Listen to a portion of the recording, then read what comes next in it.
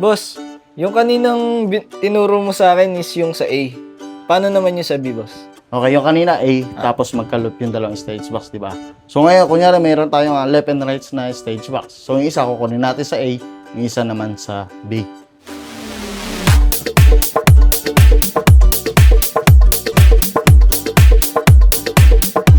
So ito, ganito yung connection naman. Yung una, yung nasa babang stage box natin is A to A. Okay? Tapos yung pangalawang stage box natin na kung gagawin natin sa B is yung B to A naman siya. Ayun ang naging connection natin ngayon. So makikita natin yung dito sa screen kung connected ba. So ito, punta ulit tayo ng routing. Yan, nasa input tayo. Ito, nakikita mo A and B. Lumitaw na yung dalawang stage box. So nakalagay connected devices, tapos dapat ayan, parehas naka-green yung ilaw niyan. So ibig sabihin niya connected siya. Ngayon i-route mo na naman siya, syempre. Kunyari yung left stage box mo is 1 to 16 lang. So ay ito, tama na to. Tama na to.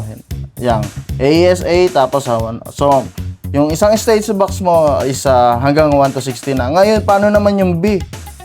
So syempre may B section na tayo, di ba? So, babaguhin natin to. Hindi dapat to mag-continue. So, dapat, punta ka dito, AES50 B 1 to 8. Ibig sabihin, yun yung physical input niya sa taas ng stage box, yung 1 to 8. Pero, ang input section niya is nag-start na ng 17 to 24. So, ngayon, ito. Yung kasunod. AES50 B 9 to 16 naman. So, ito naman yung input mo mula 25 hanggang 32. Okay, so ito makikita mo rin sa screen. Halika rito. Yung 1 to 16 natin naka-A, di ba? Yan, makikita nyo naka-A. Ngayon yung 17 to is naka-B na. Ayan, naka-B.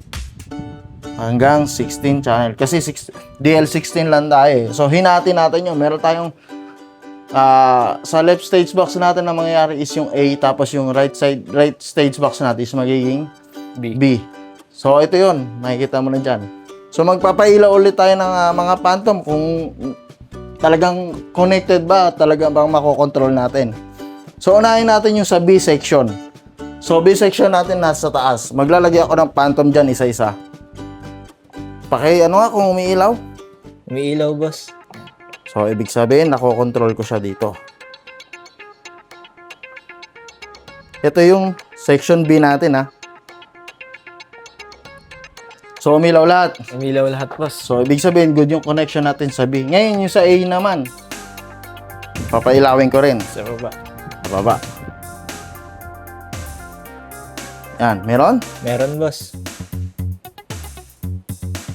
So, huwag kayong malilito guys dun sa routing niya guys. Kasi yun yung pinaka-importante.